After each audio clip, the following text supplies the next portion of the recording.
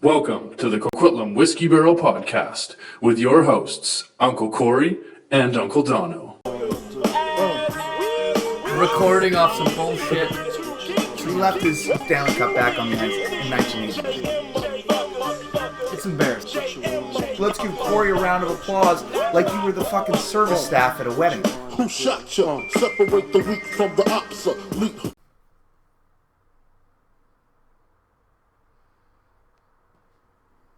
That was bad timing. Fired up right now. That's fresh ice.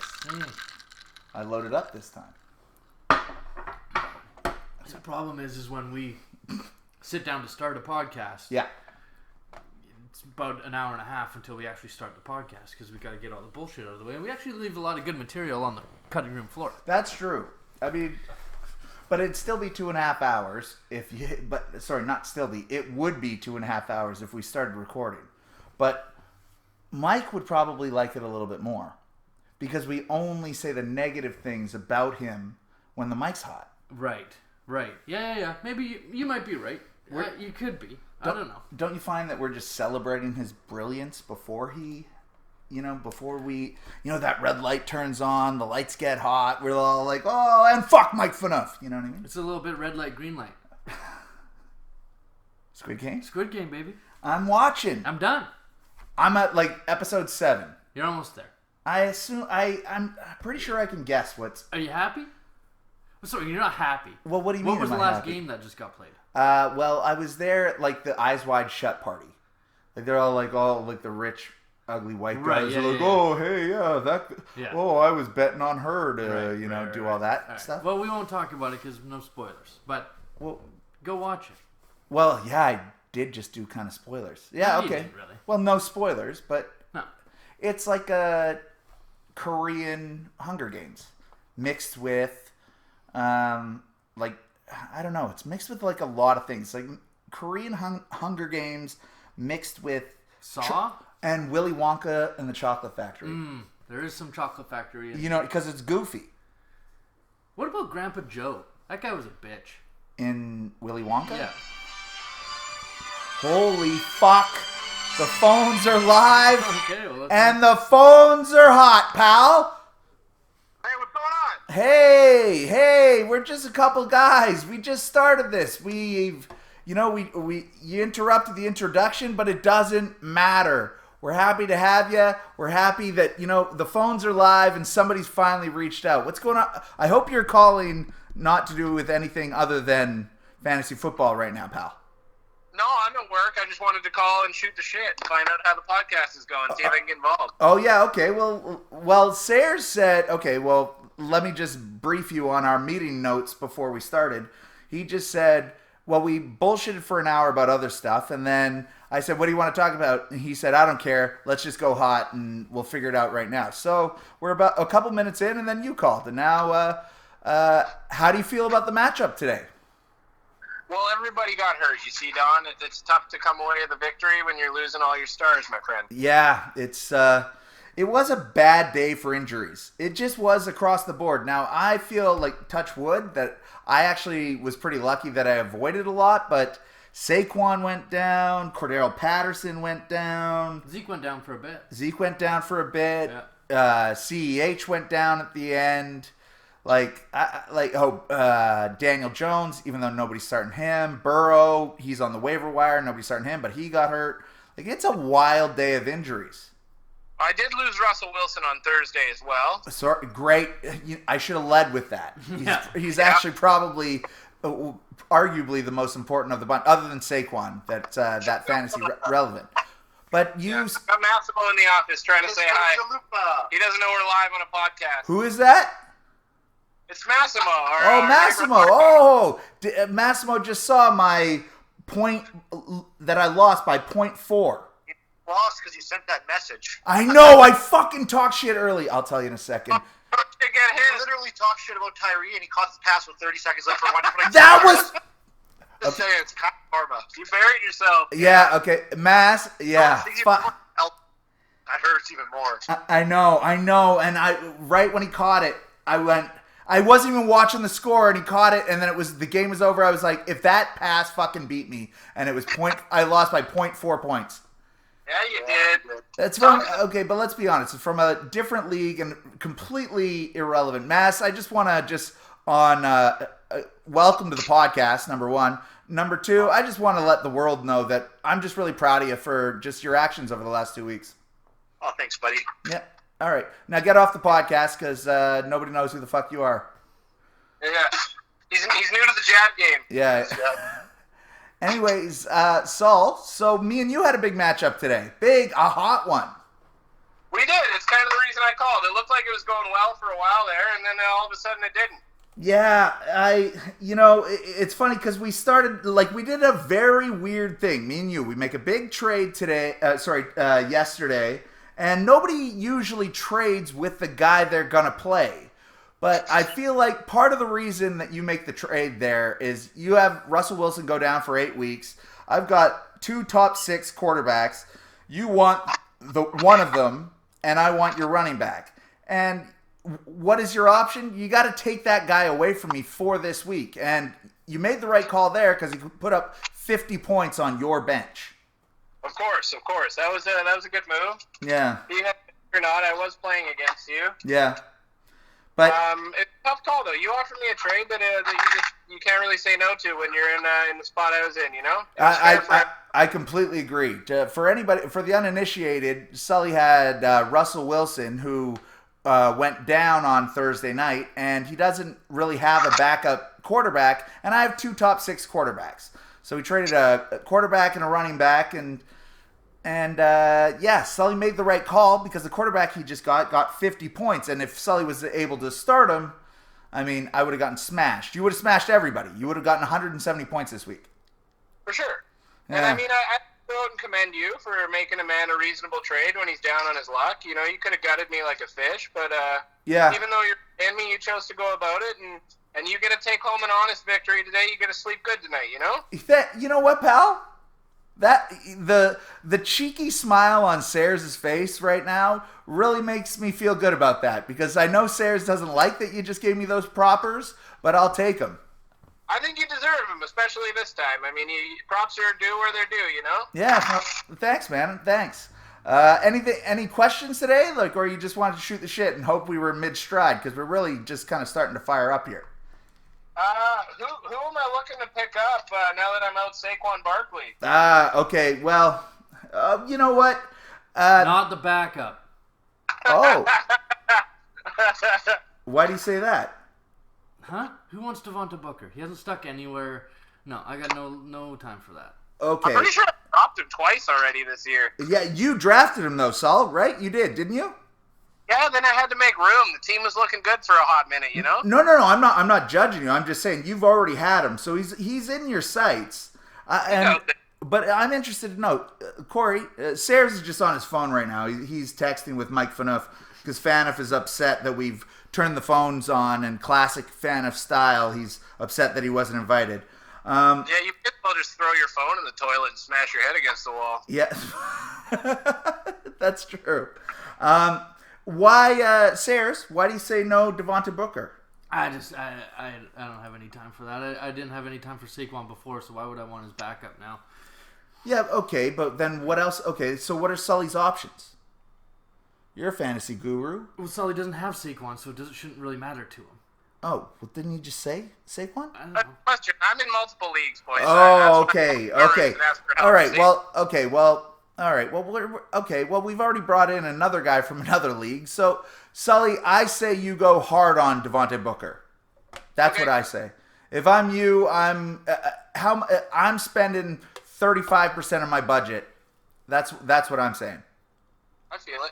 Now, one last question before I let you guys get the podcast on track. Actually, Sully, I'm going to interrupt you just to give general advice to everybody that might still be listening before you get to that question. Yeah. One thing that's been good that I've heard this year when talking about fab budgets is, if you want a guy, how upset would you be if you didn't have him? Like, how much money does it cost for you to be upset? Like, say you put $20 on Devonta Booker, right? Like, you put $20 down. And then he goes for 32. Are you upset that you didn't put 33 down? Go to that number. Probably more than likely, yeah. Well, that's what I'm saying, right? Like, are you going, oh, I'm happy I have more fab? Or are you saying, I'm happy I got this guy. It doesn't matter that I overpaid. Like, not all of us paid $70 for Elijah Mitchell, but here we are, right? For sure. No, there's some people that have no money, and I'm happy to not be in that spot with injuries coming up. Well, there's another thing, right? Because we could have said this 3 weeks ago if you had somebody else. So I say you go hard on Booker. That's what I say. Of course. Sayers, do you have some advice? I mean, all indications are it's a low ankle sprain, maybe a week, maybe 2. I'm not too concerned about it. I'm not going hard on Booker. $8, maybe. That was my final question there. What did you guys get a chance to see the softball? I saw the softballs. So I don't necessarily agree with 1 week, but Sayers also said that Joe Mixon broke his ankle last week, but would play this week. And what happened? He did. That's a real conversation. I said, well, good game for Mixon. He said, well, he broke his ankle at the end of the game. I said, no, he didn't. And then he said, no, he did, but he'll play next week. And that's exactly what happened. Sayers has some sort of history in biology or men's feet. I'm not exactly sure what his degree is in, but he's got a piece of paper. Just a podiatrist. Yeah, yeah. All right. Anything else? No, that's it, gents. Unless you can tell me when I'm going to get Gronkowski back. Oh, I would look at the Bucks bye, and I believe it's week 7, to be honest. 6 or 7, I think. I think it's 6 or 7, so I would say the week after that. They're gonna rest him up. Eh? Yeah, but you've got the hottest hand in the game, baby. You got Dalton Schultz. We'll be okay.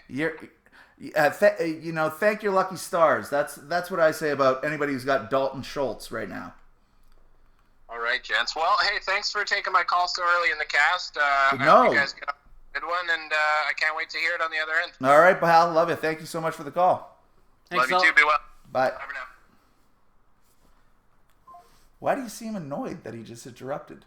No, I don't. I could care less. But we were just talking about Grandpa Joe, and I got all flustered, and then now cell call. But that's okay. Do you want to talk? You want to get right into your trade? No, we can talk about Grandpa Joe. I fucking forgot we were talking about Grandpa Joe. Well, you talked about Willy Wonka and the Chocolate Factory, and I wanted to break it down. And Squid Game. Squid Game. Oh, that's hilarious. Okay, go ahead.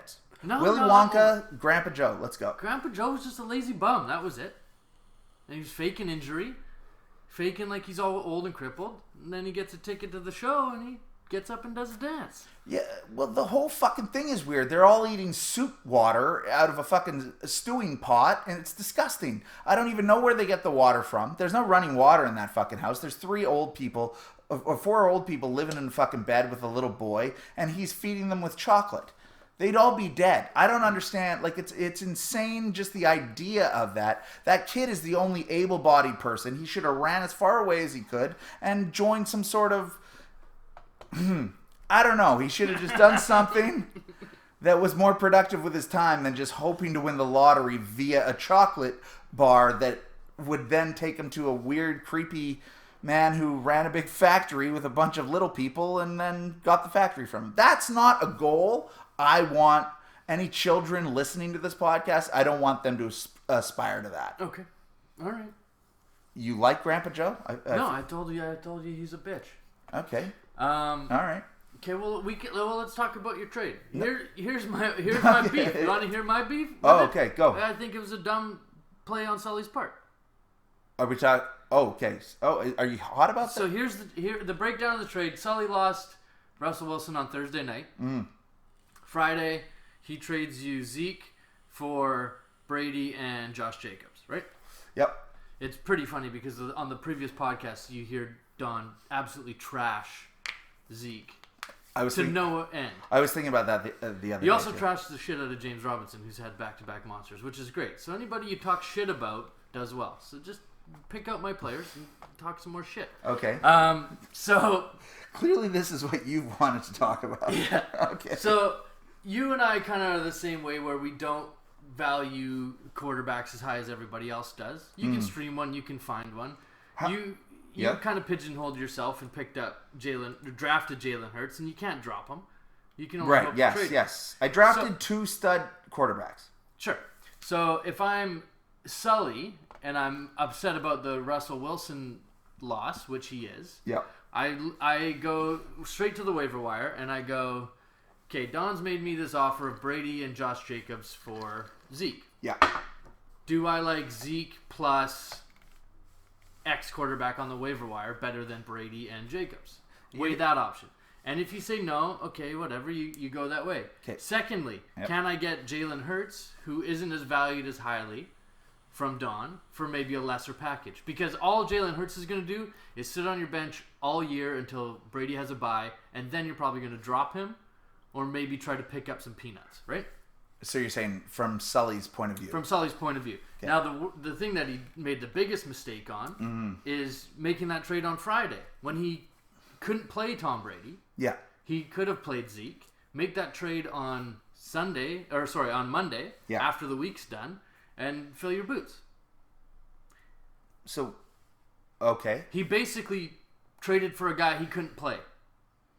He traded away a starting running back for a guy he couldn't start that week. But he basically also, conceding but defeat. he also got a starting running back in return.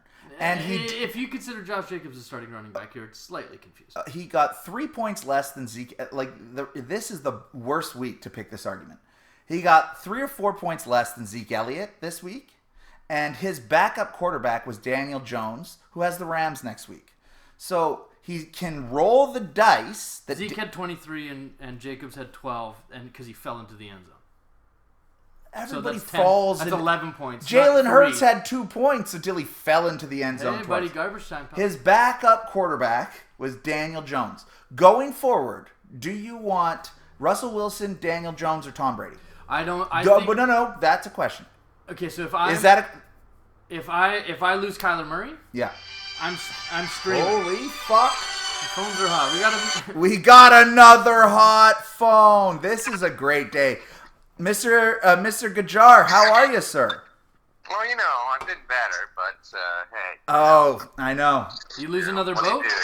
You go 4-0, and then you lose to Mike Fanoff. I don't know what else to say, Oh, we hadn't even trashed Fanoff yet, pal. Right? But shit happens. Hey, pal, at least my turkey was good. I'm just letting you know. I had some good turkey as well. I'm just letting you know you didn't lose to the worst team in the league, and if I don't get 20 points out of Jonathan Taylor and Latavius Murray, I might lose to the worst team in the league. So there you go. Fair enough. I'll be right there with you, pal. But maybe, hey, we just rip up to the cabin and figure it out from there. Yeah, hey, why not? Why not? Let's do it. So, Amit, you just interrupted. I asked Sayers a question, and he didn't want to give me the answer. Okay, you ready to answer? Okay, let's see if I can. Okay, well, I think it's a simple question, and I think the answer is easy. But if I give you the option of 3 quarterbacks going forward, I give you the option of Daniel Jones, Russell Wilson, or Tom Brady. Who are you taking? Tom Brady. Thank you. And if I'm going to start Tom Brady against you this week, and you think he's going to put up 40 points, or I can take him from you so he doesn't put up 40 points, do you take him away from me? Is this to do with our little dealings? Yes. Sayers is very upset. He thinks I think what he was trying to get at is that he should have waited. Sully should have waited until Monday to make the trade with me that he did. Right. And I'm saying, and my argument is twofold. Number one, Sully's backup was Daniel Jones, who's got the Rams next week. And let's ignore the fact that Daniel Jones is dead now, but that's not relevant. But he wanted to take Tom Brady away from me because I was playing against Sully this week. That's my best player, no question. And Tom puts up 50 points. So Sully goes, fuck it. I'll take the 6-point differential between Josh Jacobs and Zeke Elliott, and I will take the 50 points Tom Brady's going to throw up. And that's what Sully did. And Sayers is upset with it because you can't predict that Brady's going to put up 50. You can't predict anybody's going to do anything. You can predict Zeke's going to outscore Josh Jacobs. I can tell you that much. But Tom Brady's going to outscore every other quarterback we talked about in this discussion. And everybody on the wire. You're a little bit biased. You're involved in the trade. We need an unbiased Okay, opinion. Amit, sorry, thoughts? I don't know. I mean, Make the trade on Monday. Yeah. I mean, I don't even know what to say, guys. Yeah, I guess probably. I mean, I don't know. That's a tough one. Well, because the reason I'm having a difficult time answering that is I got a trade off from Dono that I essentially turned down on that. And you've got to be upset, aren't you? Yeah, exactly. I can't be the guy that says anything on this because I would be in a different position had I taken that trade. What was the deal, buddy? What was the deal? Go ahead. Amit, you want to tell him what I offered you all week? No, I'll let you go ahead and tell. Do you want him to tell you? Do you want? Please, you know what? I didn't even bring this up, but Sayers loves to trash my trades and everything I do. But I would love for you to tell Sayers what I've been offering you all week for Tony fucking Pollard, who is on your bench. I believe the last one that I threw your way because you had George Kittle go out. I believe at one point I threw you Tom Brady, Jamar Chase, and Dawson Knox for Tony Pollard and CEH, didn't I? Was that what it was? Something close to that? Something close to that, yeah. And hey, you know what? I'm kicking myself a little bit about that one, but so I can't speak to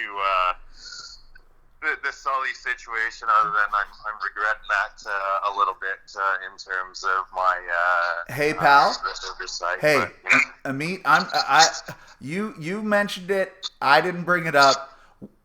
We're still gonna do a deal here. We're still gonna figure these things out. Okay, don't worry about. Sure thing, boys. Yeah, don't worry about Sayers. He's window shopping. Me and you are in the bank. We got cash in hand. So don't even. You know what I mean? Don't hate the player, hate the game. You know what I mean? Absolutely, yeah, definitely. I just like that after but it's just this timing is really perfect because Sayers just trashed Sully for making a trade with me, and you just called to say, "Holy shit, you wished you did." Yeah, absolutely. That's pretty accurate, to be honest. All right. Well, now you said you had a tough loss, but now you're 4-1. You're still that's still the best team in the league. Yeah, we'll see what happens in the weeks to come here. So always humble. You know, if I was born with your gifts, your looks, and your voice, I would never be as humble as you are. Well, I appreciate that. I'd just walk into any room that there was, throw my dick on the table, and go, "Who wants to take a piece of this?" That's all I'd do, and then I'd just stare at every man, woman, or they that happened to be within a 10-foot radius. Hey, I like your inclusivity. That's really progressive. Hey, pal, it's 2021, okay? I'm just here just enjoying every part of you. You know what I mean? Yeah, absolutely, man. But, boys, just want to call in and say Happy Thanksgiving. Happy Thanksgiving. Had a good one. And tonight I say cheers to Little Hands. He got me pretty good. So, salut, sir. You're a good man. And you know what? Little Hands is off with his family right now. There's 10 of them all celebrating, having a good time. He's having a great night. So you really just put a cherry on top of his night. Love it. Anything I can do, right? It's always good to give back to the elderly, pal. What the fuck? Absolutely. Hey, man. I love you. Amit, I love you. We'll talk to you soon, all right? All right, guys. Have a good Okay, pal. Who doesn't love Amit? He's you the best. Love him. The guy's the best. You can't not love him. So Mike can't get 3 seconds of positivity. I'll just wrap it up with I'm fine with Sully making that deal. I just think that do it on Monday, right? Like don't screw yourself out of Zeke. See what happens. You're not going to predict that Brady's going to score 50 and put up probably the best quarterback week that we'll see this season. But I mean, don't trade for a guy that you can't even start that week. Sully's 2-2. Like he needs to start picking up some wins here. He's going to be 2-3. Yeah, but he's behind the 8 ball. So don't pigeonhole yourself. That's all I thought about when I saw the deal. Okay, we'll take the points out of it. His number 1 quarterback is out. Yeah, I've given him an option for a top 4 quarterback. For a running back. For his best player. For his best player. Yeah, okay, sure. Yeah. Yes, yeah, absolutely. Yeah. But I gave him a 80% of his best player. 80%, and I will go game for game on Jacobs and Zeke rest of the season. Russell Wilson was number 13 going into this week. Let's take the injury out of it. He would have got 24 points, 25 points maybe. Sure. And he traded for who was the number one quarterback through the first 4 weeks. So it's not like it was a desperation move. He didn't want me to play Brady against them. He makes that call. I don't think that was the case. You don't think that factored into his... Not a chance. No. Well, because you don't get predictive like that, right? No one can. Well, okay. Well, there's a lot of guys I don't want to play against this week, but you can't. You got to go hard in the paint. I'm just saying that's fine. Just do the trade on Monday. That was my only thought. I looked at his lineup and I go, oh, why was he doing this trade? Oh, he lost Russell Wilson. Well, he can't even start the guy he's trading for. That's kind of a weird move. I didn't even look at that he was playing you. That wasn't even in my... Okay, I want to throw two more things in. Sure. He loves Josh Jacobs. He's his favorite player. Period. Full stop. Yeah. Him and Gronk. And Tom. Sorry. Like, those are his three favorites. Right. Period. Right. So, there is a little bit of heartstrings there.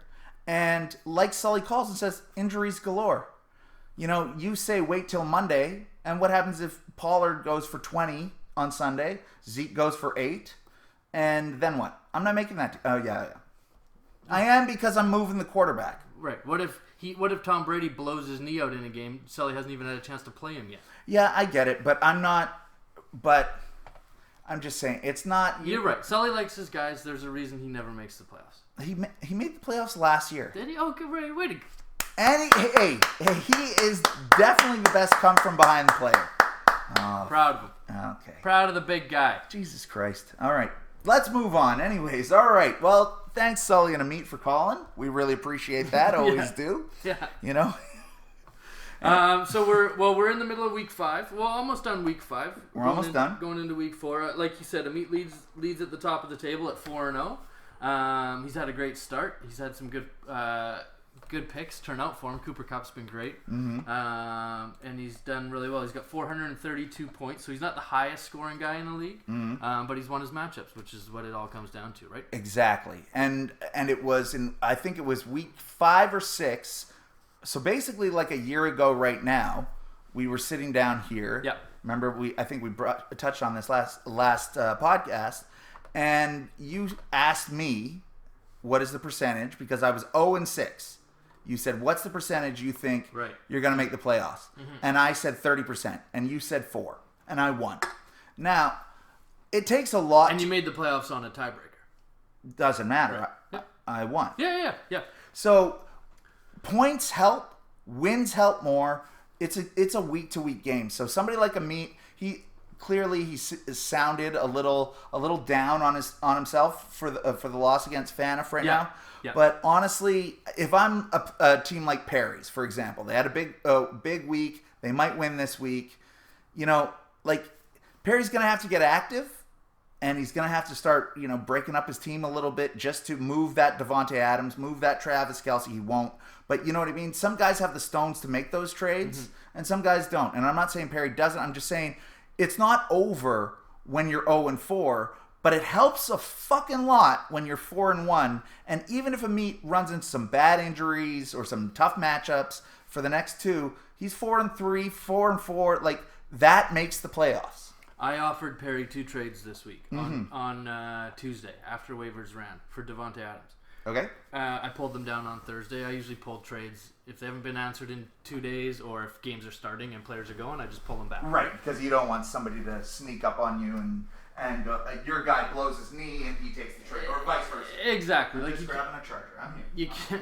You can't risk injury, and particularly, I mean, if a guy hasn't responded to your trade in a day with a counter or some sort of conversation. Right. Yeah. It's probably a no-go anyway, so better to just not leave it up to chance and, like you said, a sneaky little, I'll accept it now that this guy's hurt. Just pull it down from the offer sheet, see what happens next week. Right. So I offered him. We're talking about Perry. Yeah, I looked at the bottom 3 teams. Who needs help? Yeah. And I go, okay, well, how can I trade 2 guys for 1, like upgrade somewhere, or vice versa, because they probably need multiple players, whereas I need to just upgrade 1 guy. Right, consolidate. Yeah, exactly. Yeah, absolutely. Yeah. So I offered him Tyler Lockett and Latavius Murray, and I offered him Debo and Latavius Murray. Debo and Latavius Murray. Yeah. I like for Devontae, or Tyler Lockett and Latavius for Devontae. So you were here. What I'm thinking for Devontae Adams. Here are 2 options. Who do you like more rest of the season, etc. Yeah, downgrade your wide receiver, upgrade your running back. Did you actually offer those 2? Nothing else changed during those trades? It was those 2 and those 2. Okay. Yeah. And then I pulled it down Thursday night before the game started. Okay. If you did, and then it was funny because then Perry put Devontae Adams on the trading block on like Friday, or that likely to trade little button that ESPN's got now. I just pressed that for the first time. Yeah, it's a weird one. Okay. As the guy who trades most, you'd think that I'd do this. You don't need to. Everybody, you're likely to. Okay. Of course. If you actually did that, I want to commend you. I want to just take a second to say that's how it should be all the time. Like, I'm interested in this player. Maybe you like these 2, like you want to do a 2 for 1, or vice versa, right? Like if Paul wants to do a Derrick Henry, who's number 1 player in fantasy right now. If he wants to go a 2 for 1, right? Well, it would have to be a 2 for 1. Yeah. If he goes, okay, I'm willing to take Kareem Hunt and Devontae Adams for Derrick Henry right now, just off the top of my head. Right. Then go if you have Kareem Hunt, or if you have, say, a Austin Eckler. And you say, hey, I want Kareem Hunt and Devontae Adams, or I want Austin Eckler and Devontae Adams, or some version of that. This is the guy I want. These are the guys I want, or vice versa. These are the 2 players I'm willing to offer. Which guys would you like more? What would you can counter, you can ignore. Right, because I've got Debo and Lockett, in my eyes, virtually same players. Sure. So I'm like, hey, if he likes one or the other, great. I'm willing to go either way. And it doesn't feel underhanded at all. That's the other thing, because it takes a trade offer like that, which is why I also want to say, I like that you grabbed your drink when I opened mine. Yeah. I like that you went to the kitchen and didn't grab it. Oh, you mother... Yeah, you're right. Sorry, I'm a piece of shit. But I will say, what I like about that as well... Just wait till you come back, Paul. Thanks. As somebody who's listened to the entire last podcast, you can hear me the entire time. Well, you're loud as fuck. You forget about that part. Oh, sorry. You do. You're a bit of a screamer. Okay. Hey, what am I grabbing? There's a splash in there, isn't there? I got something else. I got this. Here, okay. Take this. Yeah, all right. Perfect. Thank you. It's a blueberry vodka soda. Great. It's unopened. But my beef with when I do send out trades is either respond via text. You know what? I've looked. I'm not really interested in, or I don't think there's something that can work. Or send a counter, or do something. Don't just let it sit there for 2 days. Right. But that is what it is. It's fine. I've looked at. I've sent out lots of different offers, and I pulled them down. Okay, now I haven't been offered a single trade this year. Well, you're very curt in that way. Kurt, or just in the you're right. In the verb. Kurt with a K. Kurt like Curtis LeBranch. Right. He's always complaining that he doesn't get trade offers.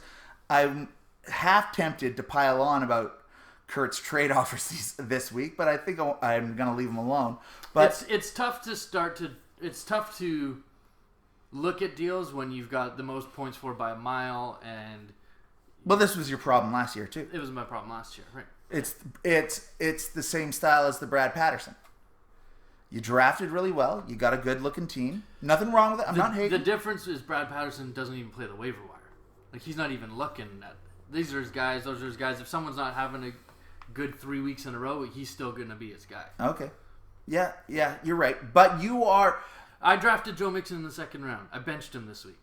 Mm-hmm. That's not a Patterson move. This is my guy. He's right, yeah. I hear what you're saying. I'm watching things. Of course. No. I'm just saying, you would rather draft, in your perfect world, you would rather draft, do nothing, like, I don't mean do nothing because fuck it, but you'd rather draft, be so perfect at the draft, do nothing with everybody the entire You're laugh, win at the end. And I don't even know what would happen if you win, but I have a feeling you'd melt the belt down. and you know what I'd do? I'd give a little piece to every player. That's the kind of guy I am. You're all about the masses. I'm about the people. Okay, so now do those trades still offer? Sorry, to Perry. Like, we've got a national audience here. And by national, I mean citywide. And by citywide, I mean there's like 8 people. This is the other thing about falling in love with your guys. Now, where Devontae was like the wide receiver 15 or something, and Lockett and Debo were both top 10 guys. Right. And now it's, okay, well, now Devontae's quickly jumped them because of one boom week. Well, he's not going to do that every week. No, but he is the best receiver in football. Does his value go way up? So you're saying maybe it's dead without you even knowing what Perry thought about either of those trades, because Devontae did what both of you thought Devontae would do, which is why you wanted to trade for him. And then he comes back at me with something like throwing in Jonathan Taylor or throwing in somebody else if I want Devontae Adams, and then it's no. Okay, well, we move on. But now do you do Jonathan Taylor and Tyler Lockett? No. Okay. That just hampers me too much. No, I get it. I'm not judging. I'm just asking a question. I'm just saying, to get the spitballing. Yeah. You know me, pal. I like I said, I couldn't. Yeah, I won this week, but I couldn't fucking be happier than Amit coming in, because I want to trash Kurt for his trades that he offered me, but I can't believe that Amit just called to say, "Holy fuck! I wish that I would have traded with Don," because he's not kidding about that. It was some version of that. It was CEH. Tony Pollard for Jamar Chase, Dawson Knox, and whatever we talked about earlier. Right. Well, I mean, you needed a bounce back week, pal, because as a fantasy guru, you can't be putting up under 70 points. I can't be playing and coming back on this podcast. So you needed a bounce back. You're right. Before. But it's part of why we didn't pod last week. I didn't want to put you through that embarrassment.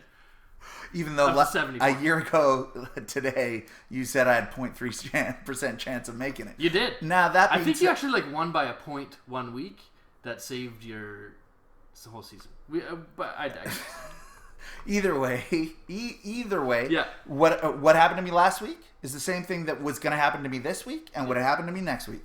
I was going to play, and Brad, I love you, so please don't take this to heart. But I was going to play the quarterback roulette game. I was going to play the exact same game that Kurt, who inspired me to make my trade this week, thanks Kurt, that Kurt will be playing for the rest of his season. It's the problem with draft. He's got Justin Herbert and he's got Patrick Mahomes.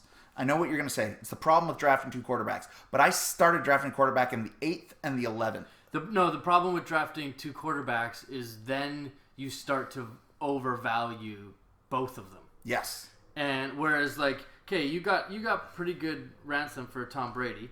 What would you have traded Jalen Hurts for?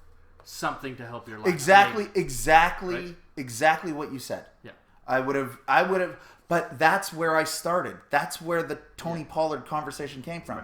Because Amit's rolling out. I don't know who Amit's quarterback is off the top of my head. Lamar, but Lamar's having his typical slow start. So I offered Hurts for Pollard. That's what started. Right. Yeah, that's the kind of deal you have to take. But you this guy's top 6. I should get a top 5. Which is why I was telling Kurt all week after he offered me a fucking terrible trade. I said, look, you're going to play this roulette game. You're not going to get value. Today he asked me for Zeke and Dalvin Cook for Patrick Mahomes. I just want you to know that. Just to give you an idea of where some people value quarterbacks, okay? And I said, I set the market on what quarterbacks are worth. I just did. I just traded a top 4. You saw what it's worth. An equal running, a little less of a running back, and a top 5 quarterback. Good luck moving if you value Patrick Mahomes for Zeke and... Okay, so here's my question, because you keep comparing Josh Jacobs to Zeke. As a man who doesn't watch a ton of football... Yourself? No, I watch way more than anybody else in this whole league. You're talking about me? You. Oh, sure. Don't watch college. No. No idea about the guys coming up. No idea. Don't like them. Don't care. Probably rarely up in time for the 10 o'clock games. So you're working at nights. So you might catch a little bit of ball here and there, maybe some highlights. Today I had Sunday off. I'll give you a perfect example. Sure. Today I had Sunday off. Yep. I woke up around 9:15, 9:30 because I wanted to check the inactives, actives. Yeah, that's just being a good manager. Yeah, of course. Well, I mean, it doesn't matter that I went to bed at 6 a.m. That's not relevant. Get up at 9, set your lineup, go back to bed. Yeah, and today I stayed up. But usually I just put Red Zone on and I kind of doze in and off. Right. That's usually how I spend my and that has changed. That's a recent thing. Usually I barely watch. Right. Other than the primetime games, and because it's just too much stress. This year I'm in 3 leagues. I drafted a lot of the same players, so it doesn't put me on edge as what it used to. But yes, anyways, Jacobs. As a fantasy manager, how do you assess talent? I don't assess talent. I assess opportunity. We talked about this last time. Well, you don't watch a lot of football, so where does that you read stuff? So yeah, you take other people's opinions. You go. So okay, I'll give you an example. So if I don't watch a single Cardinals game, okay, I don't watch a single one. I'll just tell you how I process it. Right. There's 16 games on a week, so I I go into the box score, and then I look at touch. We'll just talk about running backs here and wide receivers. I don't watch a second of the game. Yeah. I want to know what running back touched the ball more than the main running back. That's it. I don't give a fuck who it is, what they do, other than how many touches they got other than that guy. And then I value them next to how many passes that second running back got. So you're looking at targets and touches. Yes, because I don't want the pass catching backup running back. I want who's Jacobs' backup before he just got hurt? Barber, my boy.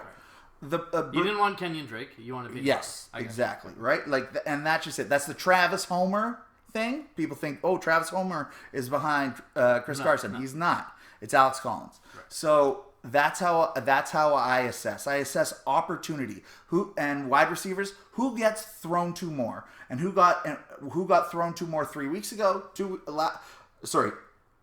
weeks ago, last week, and this week. And that's how I do my waiver wire pickups as well. If a guy got 4 fantasy points, but he got 12 targets, well, yes, letter of the law says he's going to put exactly. Absolutely. Yeah. So you don't go. There's no eye test on your behalf. You're strictly a numbers research guy, and maybe listen to a couple podcasts, see what people are saying. I will be honest, and I will say, I would like to say that it's eye test guy, but it's absolutely not. And the reason I say that is for the reason that I hate fucking Seahawks fans, is because we live get all Seahawks games. So we overvalue Seahawks players. And it's not because it's a local game. It's because it's the game that's fucking on. So when they see and the game you can drive to and see. Right. So so when they see DK Metcalf or Tyler Lockett go for 40 yards and a score, it seems like such a big deal because they watched it. Whereas I go, there's 16 fucking games.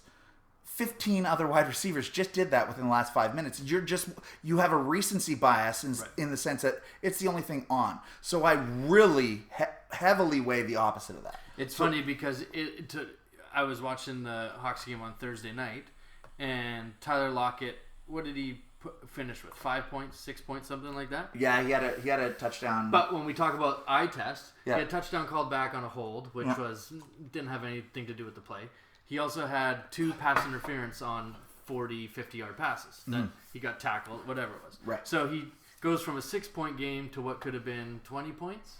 And that's where the eye test goes, oh shit, he actually should have done this. Right.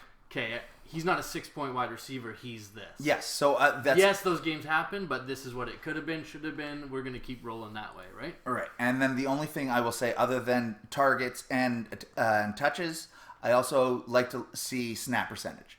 ESPN doesn't put that up, but the Sleeper app does put up your snap. How often are you on the field? Yeah. So so I look at that as well. So how often is a guy I've never seen play before on the field? How often is he touching the ball? How often are they trying to get him the ball? Then I take him. That's what I do for tight end. I want a tight end who's on the field 90% of the time. Sure, exactly.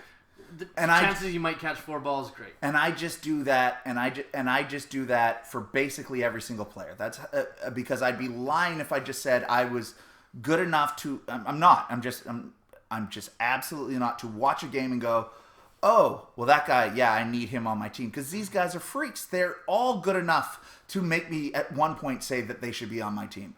But I don't play football. I play fantasy football. So I just go, I appreciate the fact that they're all able to do things that are they're like wizards at some point. They're superheroes at some point. But I also take into the fact that there's 500 players.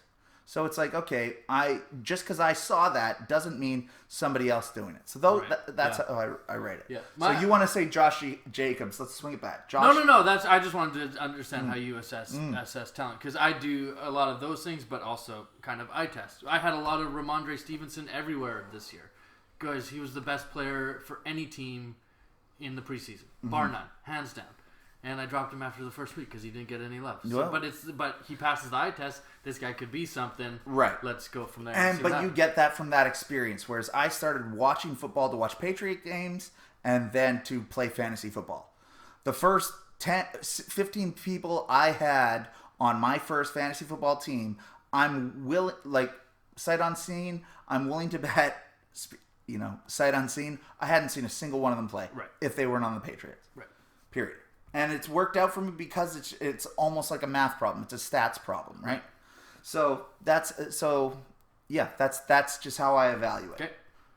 Now, while we're on Ramondre Stevenson, I will say I will never own, unless I'm completely desperate, a Pats running back. Because Damian Harris gets hurt. Now maybe it's a Ramondre Stevenson. It's maybe J.J. Brown, I believe is the third guy. Or it's Brandon Bolden. It doesn't matter. We get excited about a Pats running back, and I was talking to my brother earlier about it. We haven't wanted one since the Law Firm or LeGarrette Blount. Well, it's funny because I picked up Brandon Bolden on the... Because this week was a big fab week for running backs. Yes. And I picked up Brandon Bolden on Tuesday morning for free, and I think I dropped him before the weekend. But it was just like, okay, well, if Harris is out, let's see what happens. If he's still going to sit on my bench, but let's see if he's out. Harris is active, okay, buy Bolden, and I'll figure something else out. Sure. Yeah. But, so that's how I look at it. It's who's going to get the ball the most.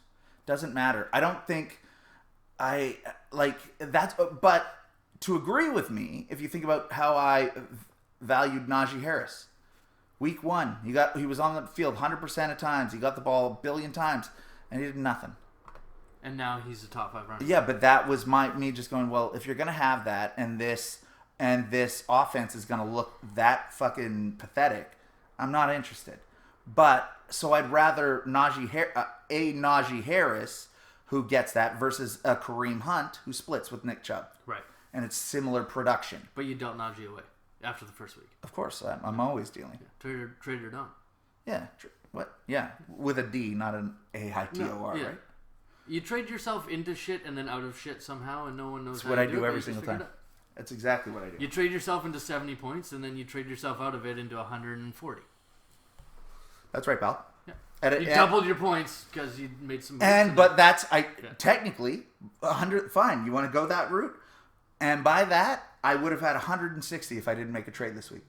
It's so funny because but I would have. That's right. That's the reality of it. Yeah. So 2 weeks in a row, I've traded myself into less points. Right. Yeah. Okay. Yeah, fair enough. Well, one was a loss, one was a win. But at the end of the day, for me, I never marry these guys on draft day, which is why I usually make 1 trillion trades. And I've just been this is business, not personal, with fantasy players as often. I just traded Tom Brady. No question, no shadow of a doubt, my favorite player, arguably my favorite athlete of all time. And it just, I don't think of it that way. I just go, what can I do? Because again, it's a math problem to me. I don't fall in love. And I'm not scared to say I fucked this up. Right. I'm not scared to say I didn't draft a running back till the 6th round. Well, because you do. Sometimes you fuck them up, and sometimes you don't. Yeah. So they're up and down. Mm-hmm. Okay, so I've got the most points in the league by country mile. Sure. So what? A country mile.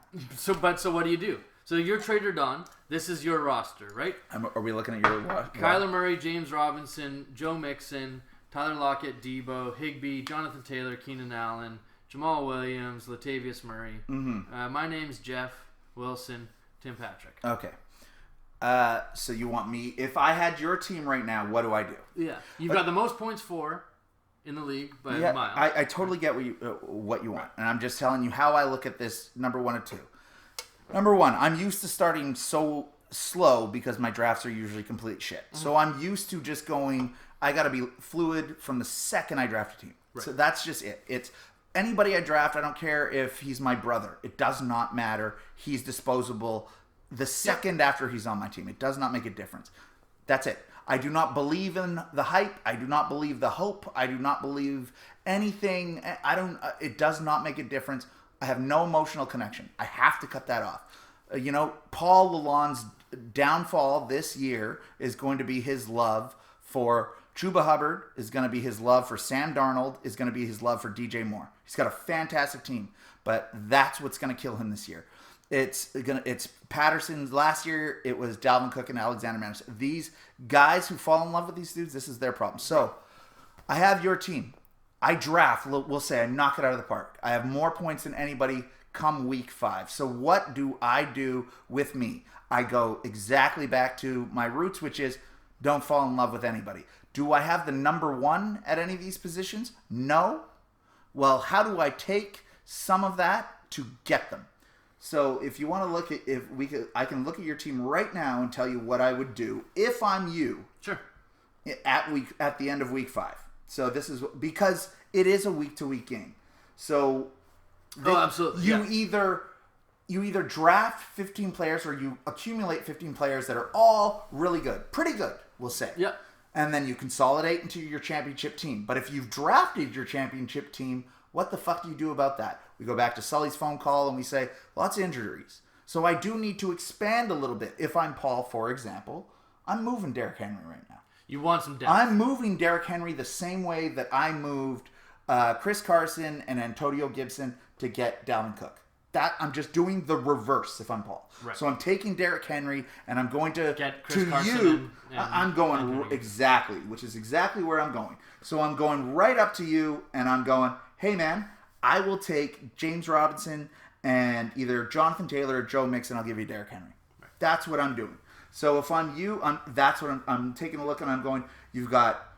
I'm looking at 3 very good wide receivers. Yeah, and with a nice little depth on the bench there. So I'm going, but you're living and dying on Debo's hot start, which is fine. He's having a great year. Keenan Allen's a little bit floundering. So I'm doing James Robinson, and I'm doing Keenan Allen, and I'm going to get Nick Chubb. And then I'm moving, and then I'm just going from there. I'm going to a team that doesn't have the depth that I have, and I'm giving them so if I was the team that doesn't have the depth that you have, remember I started with Josh Kelly and Cam Akers, ironically, last year as my running backs. They got 3 points and 2 points respectively for my first week. So I'm going, holy shit. But I had Devontae Adams. So if I'm looking at your team, I'm going, and you say, I'm going to overpay for Devontae Adams. I'm going to lose this trade. I am comfortable losing trades for depth because that's the point. No, I don't want depth. I want. That's what I'm saying. So that's why I it's thought just the Debo, Latavius, Tyler Lockett, Latavius was in that realm of. Yeah. So right? So now I'm just going here. Perry, you have you have 0 good running. He's got Mike Davis, I think, is his starting running back. So it's like you have 0. So I'm giving you James Robinson and Jonathan Taylor for Adams and whatever, Mike Davis. And and I know you go, oh, why would I do that? I lose that because Davis isn't good. You have Devontae Adams. That's fucking why. And then I'm doing that. I just do it the reverse way. So if I start strong, I'm taking my studs. I'm telling you right now, Cook and Madison will be gone within the next 2 to 3 weeks. No question. And Zeke. Yeah, of course. That's what I will do. Because I'm weak at my 4th flex, so I need to figure out how do I make that better. I'm just going to reverse the way of how I got Cook in the first place. That's my dilemma because I've got Joe Mixon on the bench. Yes. Yeah. So that's where it's like, okay, I got to throw a couple guys together. Yeah. And who do I like the least out of my 5 running backs that are all starters? I got to pick one and try to upgrade. I just go incremental upgrade. You go big swings. Yes. I go incremental. But I need to do it one at a time. So I'm going Joe Mixon and Debo Samuel, and I'm going to get a top 5 running back right now. That's what I'm doing. You're trading the number 1 wide receiver and a top 10 running back.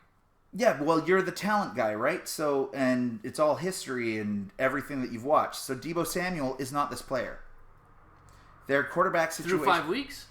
Their quarterback situation is up in the air. When Trey Lance came in, he threw 2 touchdowns to Deebo Samuel. And did you watch them? They were just as random as Mike Williams. Mike Williams is he's today's the #1 target, right? Mike Williams is today's Marvin Jones. See, your haunches are up because you think you're losing somehow, and this is but I'm watching the game.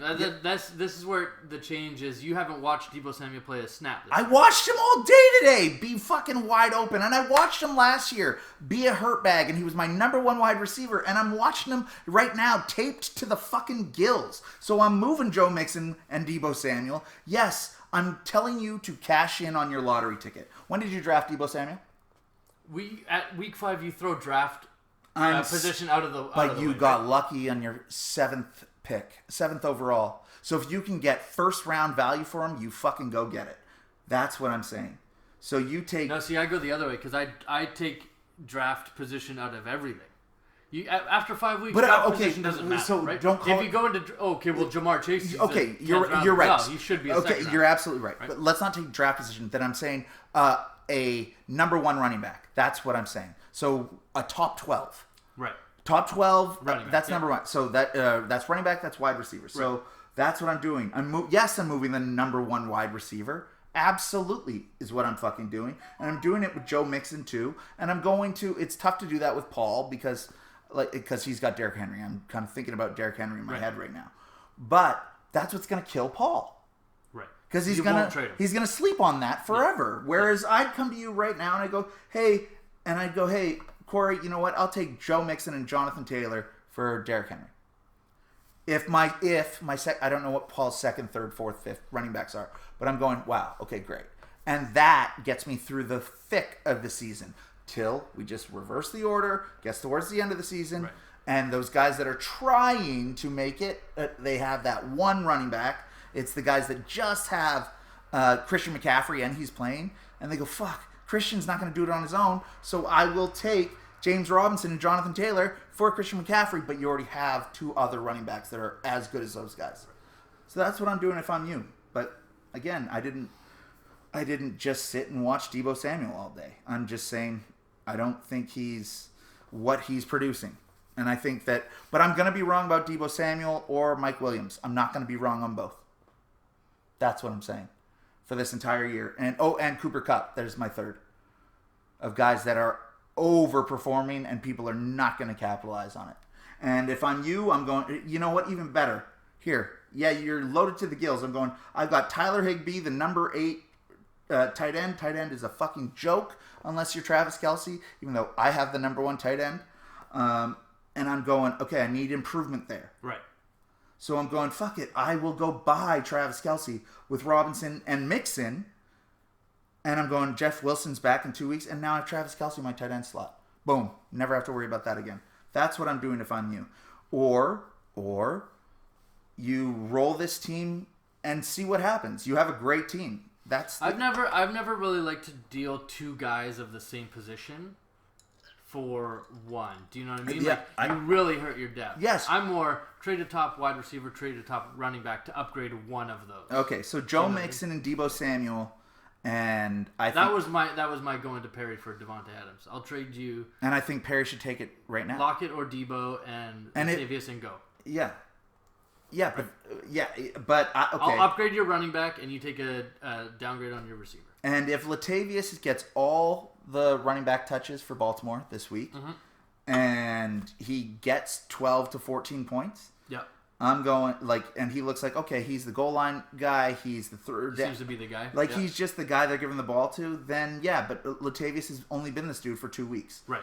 So that's what I'm doing. I'm going, nothing, I can't do anything with Kyler Murray. We can't, it's barely trade quarterbacks. That's why you don't draft 3 of them. That's why I tried to draft 2 of them after the 8th round, and it just turned out well for me. But it's the same way that you drafted 1, he hit, you don't need another one. What the fuck are we talking about here? Right. And if he goes down, I'll just then you play the way, but then you use some of your depth to get your quarterback. That's exactly what Sully technically just did. So that's what I'm doing. I'm improving. You got a lot of running backs. You got running back depth for days. And number 2, I'm taking Jamal Williams and whoever has Swift. And I'm trying to do something with that too. Yeah, I haven't looked at Nightingale yet. That's a weird backfield. They're They run Jamal Williams a ton. Yeah. It's a poor man's Chubb and Kareem Hunt. It's a homeless man. But it's the poorest of the poor. But they both catch passes, and Jamal Williams should never run between the tackles, but he does. No, but there's no distinct. It's not like it. No one's a handcuff. No. So it's like they look the same back there. Yeah, and Jamal Williams, like say Mixon was out this week and I had another guy out, I'm happy to throw him in as my second flex and go, he's going to get me 8 points. Which is why I'm pairing Jamal Williams to anybody who's got. So anybody who has a middling. I started Chase Edmonds today, for example. Right. Last week I started Trey Sermon, for example. So I'm going to anybody. I'm looking at their team and I'm going, who's starting those guys? Yeah. And I'm going, okay, well that's Jamal Williams. That's you're happy to start him. So I'll give you him and Deebo Samuel for something else. Like it's right. And I'm going, I get a top 5 receiver and I replace my whatever. Like I get an upgrade somewhere else. Yeah. Always upgrade at one position at a time. And that's what I'm doing. That's what I'm doing if I'm you. All right. But you've got a team of riches. You got all the running backs in the world. And that's what this league is built on. I outed us last week. It's top quarterback and good running backs. That's how this league is won. Yep.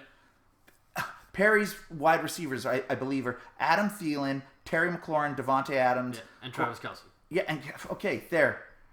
And he's got the lowest points for in his own. And I would take McLaurin and Adams and go after Henry right now. And how do you tell me to fuck off if you're Paul? Yeah.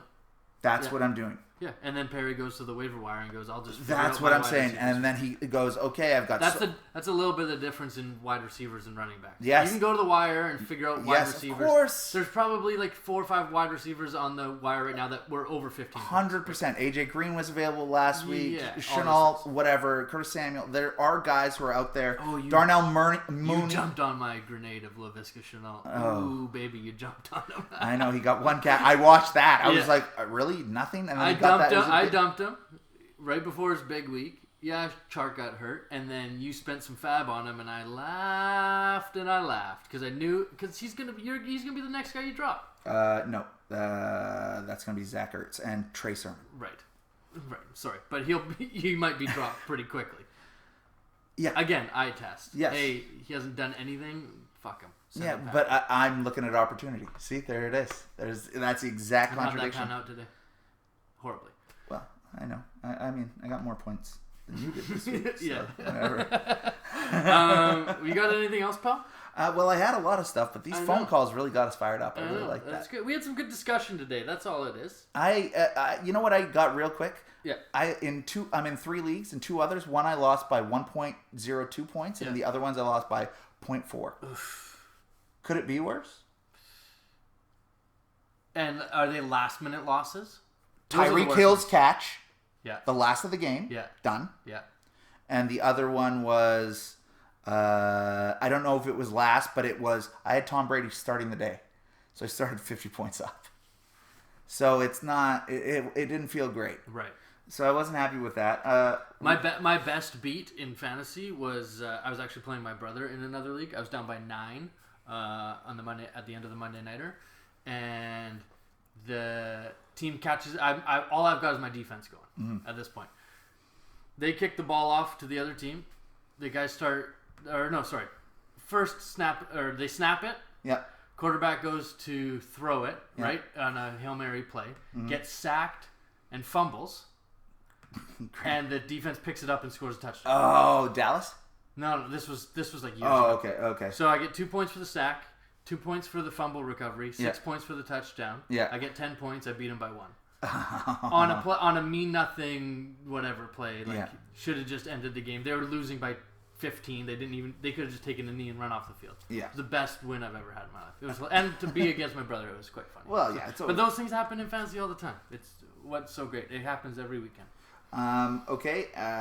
And one more thing I will add to your team, and it's exactly what I want to just talk when you talk about trades and me, because I'm always the trade guy, is I've traded this year Najee Harris, Chris Carson, Antonio Gibson, Tom Brady, and I believe another guy that anybody would be happy to have on their team. Antonio Brown, and I've got more. This year alone, I'm not scared to lose the best player in a trade, ever. I don't care if I love him or eye test or anything. There is another major difference. I am not scared. I just told you, Dalvin Cook will be gone in the next 2 weeks. Well, he's a hurt bag. You don't want him. You know what I'm saying. Yeah. Well, you'll package him with Madison because you're smart. Well, yes, of course. But that's what I'm saying. It's just, I'm not going, it's that just, I don't want to lose that guy because No, fuck it. You'll find him. And the other thing is, who are you looking at for the waiver wire? You know what? I haven't even looked yet. Let's just give a little tips for the boys. There's no new. If they've made it this far, there's no new hotness. I put in a bid for Damian Williams. I didn't bid as much as Hinton got him for. I think Hinton was the Montgomery owner, so he had to go over, which was great. I think he made a right call there. I laughed my ass off when Samaje Perine went for $20. Yeah. On maybe he might start, maybe he might. He had a decent week. I think he got more than Mixon, actually. Well, I was surprised that Mixon played, but I knew if he didn't play, it was going to be 1 week. So I'm not paying for guys for 1 week when you're, you're at the top of the table. Yeah, you don't need to manufacture a win. Of course. If you're 0-4, I get it. Pay and right. Unfortunately, it didn't work out for Perry, but pay the big bucks and try and see what happens. He wasn't wrong to do it. No. It was just too early. We were too excited. The fantasy world was too excited about Elijah Mitchell. The fantasy world was too excited for Josh Gordon for some reason. They were excited about. They were just as excited about Damian Williams this week. We get hype about it. You're not wrong to do that. Chuba Hubbard would have went for nuts if Paul didn't just take him. Had him beforehand. Okay. Yeah.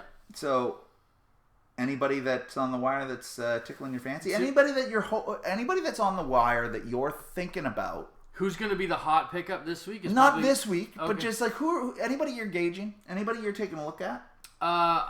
Because of my tight end, I have Higbee, who's I'm fine with. I'm always kind of watching those guys, and like you said, snap count and targets is what I'm looking at. And I mean, the Rams have a high-powered offense, so there's always that Higbee touchdown coming. He hasn't got as many targets. I thought he got a touchdown call back to this game. No, he scored. Oh, did he? He did score. Oh, okay. Yeah. He had a couple of drops or a couple missed ones, which is fine, and I'm okay to run him out. Okay. I usually punt on. So you're gauging the tight ends, and that's it. You don't have names for us? We're not. To be honest with you, I haven't even looked yet. That's my Monday night. Okay. All right, buddy. Yeah, I mean, I'm fine with that. I mean, it's not really advice for them. You're pretty selfish with that comment. Well, that's the way it goes. Thanks to Selling and Meat for calling in. 100%. Love you guys. That was fucking awesome. Great. Call in anytime, and happy Thanksgiving. Yeah, happy Thanksgiving. Shoot us some questions, whatever you want to do, or send us a message. We'll read it live on the pod next time we do one, and we'll go from there. I'm available Sunday to do another pod, or Monday to do another pod. We'll figure it out. My Zelda was born yesterday. I got to see her today. She's a little angel. My heart's melting. I'm very happy to see her. That's awesome. Congrats to Uncle Don. Yeah, that's puts the uncle in uncle. Yeah, I put uncles in uncles. Oh, that's gross. Well, offside. Me too, pal. All right, guys. We'll catch you next week.